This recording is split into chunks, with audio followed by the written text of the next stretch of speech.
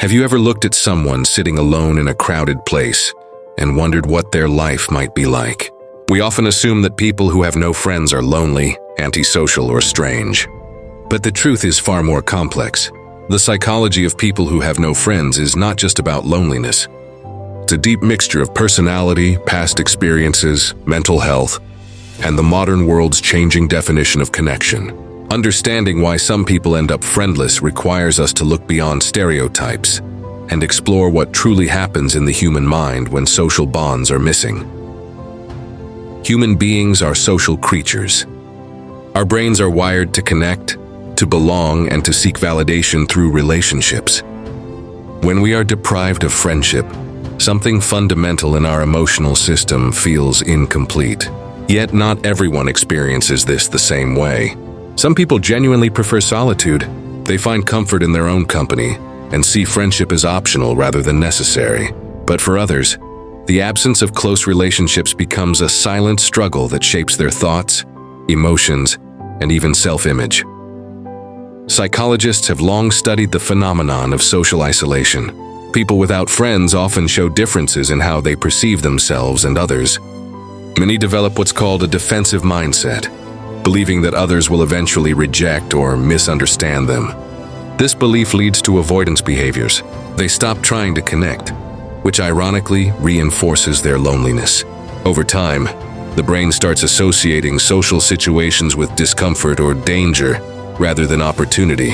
It's a cycle that feeds on itself. The less connected they are, the more difficult it becomes to connect again. Sometimes the roots of having no friends go back to childhood. A person who grew up feeling rejected, bullied, or misunderstood may carry those emotional wounds into adulthood. If their early attempts at making friends were met with betrayal or ridicule, their mind learns that vulnerability is risky. The child becomes the quiet adult, avoiding deep relationships to protect themselves from future pain. What looks like coldness or detachment from the outside is often just fear of being hurt again. Personality traits also play a big role. Introverts, for example, often recharge by spending time alone. They may prefer a few close relationships rather than large social circles. But when introversion combines with social anxiety or low self-esteem, it can make friendship feel almost impossible. The mind becomes hyper-aware of how others might judge every word, every gesture, every silence. This constant internal monitoring drains mental energy, leading to withdrawal. The person convinces themselves that staying alone is easier than risking rejection. Interestingly, not everyone who has no friends feels lonely. There is a psychological distinction between being alone and feeling alone. Solitude can be peaceful, even empowering. Some individuals experience what psychologists call positive solitude, a state where being by oneself is deeply satisfying. These people tend to have strong internal worlds. Creative thinkers, writers, and philosophers often fall into this category. They may not seek social validation because they find meaning in introspection and imagination. But even for them, too much isolation can eventually take a toll. The human brain still craves occasional emotional resonance, even if only in small doses. In modern society, the digital world complicates this picture further. Social media gives the illusion of constant connection, yet many users feel lonelier than ever. For someone who already struggles to make friends, seeing others post happy moments can deepen feelings of exclusion. It triggers social comparison, our brain's automatic tendency to measure our worth based on others. Over time, this can lead to feelings of inadequacy, envy, and hopelessness. The mind begins to whisper, "Everyone else has a life except me." This self-talk reinforces isolation, turning it into part of one's identity. Another psychological factor is trust. Building friendships requires trust, and trust is fragile. People who have experienced betrayal, neglect, or abandonment often develop what's called avoidant attachment. They might crave closeness but simultaneously fear it. When someone gets too close emotionally, they back away. They tell themselves they don't need anyone, when in reality they are terrified of being hurt. This internal conflict creates a push-pull dynamic where relationships start, but never deepen. Over time, such people learn to live in emotional self-protection mode, convincing themselves that solitude is strength, even when it secretly hurts. Mental health conditions can also contribute. Depression, anxiety, and social phobia often distort the way a person interprets social cues. A neutral expression may be seen as rejection. A brief silence might feel like judgment. These misinterpretations make socializing exhausting. The person begins to expect negative outcomes, so they stop reaching out altogether. This leads to a phenomenon known as learned helplessness, the belief that no matter what you do, the result will always be failure. The tragedy is that these beliefs are often false, but the emotional pain behind them makes them feel absolutely true. It's also worth understanding that some people who have no friends actually possess high intelligence or sensitivity. They think deeply, question everything, and struggle with small talk. Ordinary social interactions may feel superficial to them, leaving them unfulfilled. They crave authentic connection, someone who truly understands their inner world. But such relationships are rare. As a result, they often withdraw rather than settle for shallow connections. This doesn't make them cold or arrogant. It simply reflects the mismatch between their depth and the surface-level nature of most social exchanges. Cultural and societal expectations can make things worse. We live in a world that celebrates popularity and extroversion. The person with a wide social circle is seen as successful, while the quiet loner is often misunderstood. This external judgment can make someone who already has no friends feel ashamed or defective. Shame is one of the most painful emotions a person can experience. It attacks the very sense of self, making people believe they are unworthy of friendship or love. In psychology, shame often becomes the invisible wall that keeps people isolated long after the original reason for their loneliness is gone. For many, the absence of friends also affects identity. We shape who we are through interaction with others. When that mirror is missing, self-understanding becomes harder. People without friends may struggle to define their own value, because so much of human validation comes from feedback.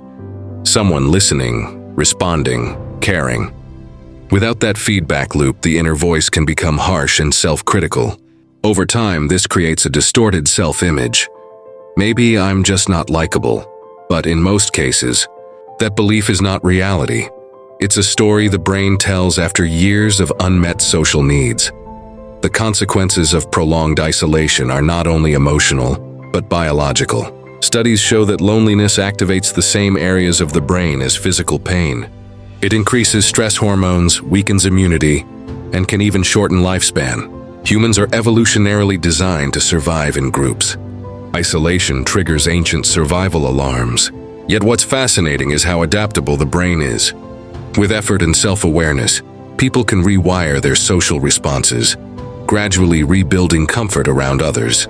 This process is slow but very possible. From a psychological standpoint, one of the key steps to breaking isolation is self-acceptance. Many people without friends carry internalized self-blame. They think something is wrong with them. But the truth is, social disconnection often arises from a series of small events, not one's worth. Healing begins when the person starts treating themselves with the same compassion they wish others would offer. Therapy, social skills training, or even small, low-pressure social experiences can help.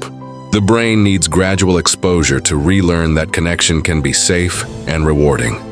Interestingly, some people rediscover friendship later in life after years of solitude. Once they gain insight into their own patterns, why they withdraw, what they fear, they become better equipped to form meaningful bonds. It's never too late. Psychological growth is lifelong.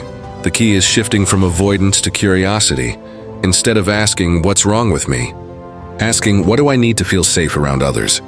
That question opens doors instead of closing them. It's also crucial to note that not all solitude is negative. Modern psychology recognizes that choosing to have few or no friends can be a legitimate lifestyle choice. The problem arises only when it's driven by pain rather than preference.